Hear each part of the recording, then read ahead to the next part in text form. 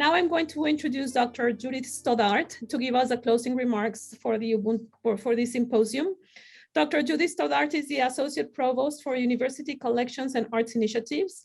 She is leading the Michigan State University Arts Strategy, which is a strategy that reinforces students' sense of community and belonging to enhance the educational experience and deepen their personal growth.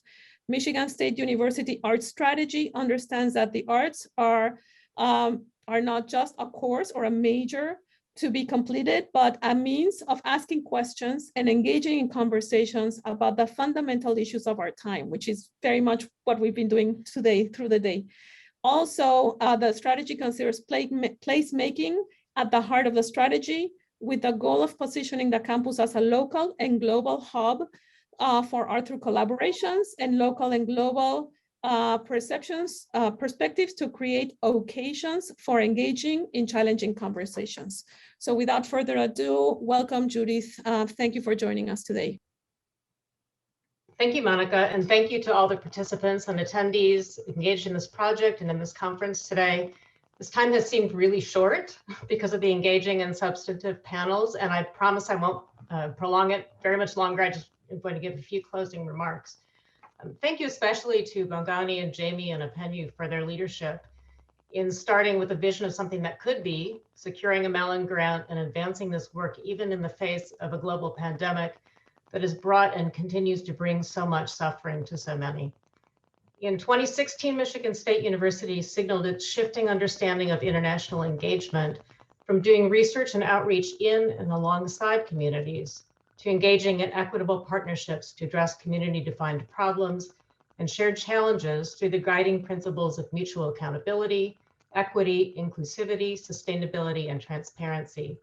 The Alliance for African Partnership is a consortium model that leverages knowledge and networks to build a broad coalition for long-term sustained change.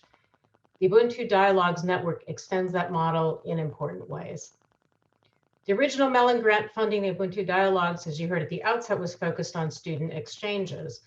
It's grounded in an understanding not only that intercultural exchange would be an opportunity for students to learn and grow, something that has driven study and scholarship abroad for many decades, but that this exchange would transform both museal practice and the way that we understand the connections among universities, museums, and communities. In closing today, I would like to comment briefly on those connections, why they're important, and what makes the Ubuntu Dialogues project so critical from that perspective. Museums and the arts more broadly can be partners and innovators in the transformation of the university educational landscape. With this idea in mind, MSU has launched an arts plan. Our goal is not to add aesthetic education to every student's experience. It is to leverage what arts and culture bring to helping us redefine the 21st century public land-grant research university. How can engagement with the arts help to create a sense of belonging and provide opportunities for co-creation and exploration that will change what our students, faculty, and staff will do in the world and alter the questions they ask? Arts are important not just for self-expression, which has been the strong emphasis in the Western aesthetic tradition. They are an inherently social practice and a key means of understanding self in and as community. At their best, they do not result in a product to be appreciated in a moment of solitary reflection.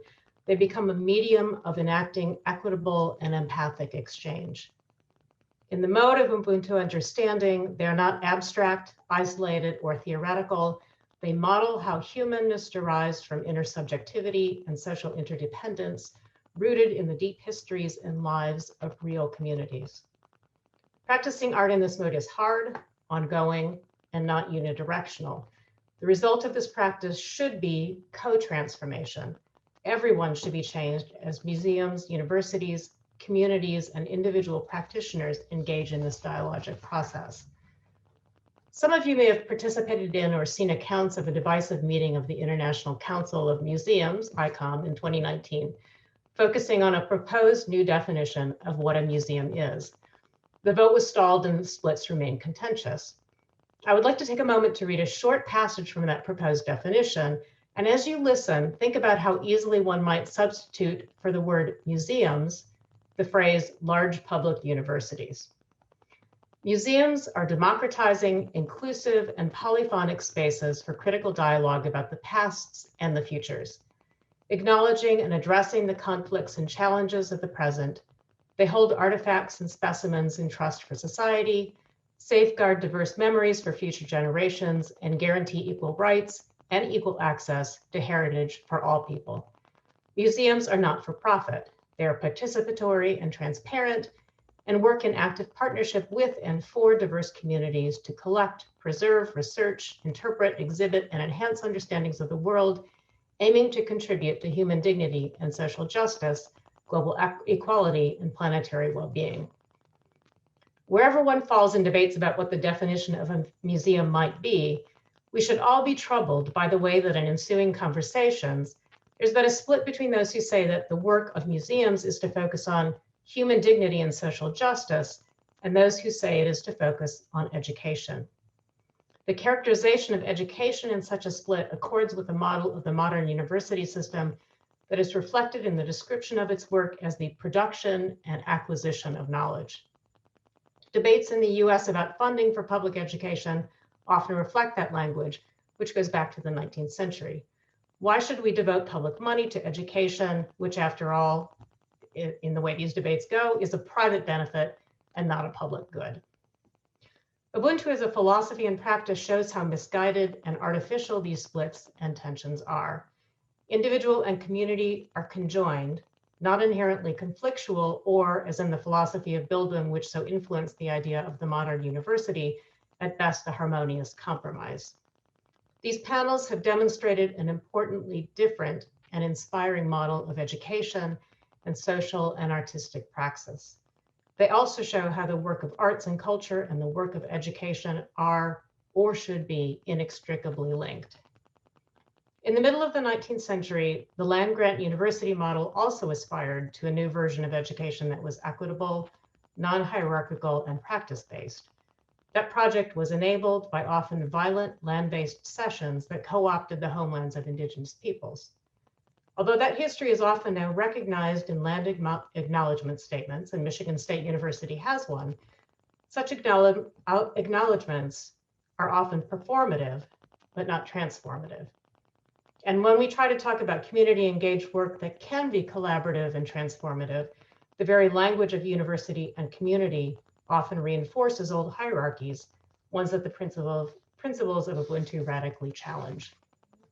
Even where partnerships have begun to flourish, it's important to keep in mind what some Ubuntu practitioners have emphasized, that community and unity cannot cover over the fact that seemingly harmonious relations can be as oppressive and false as disharmonious ones. Ernest Johnson's comments earlier today about not putting a Band-Aid on it raises that important point. Thank you for the urgent issues and questions everyone has talked about today. You show how dialogue is not just a conversation, but a form of social practice that has real effects on the communities around us. On behalf of the organizers, I would like to invite you to submit your feedback, and the link I think is somewhere buried now, back a little bit in the chat, and to reach out to the Ubuntu Dialogues team with any questions, concerns, or comments. Enjoy the rest of your day or evening. Thank you very much.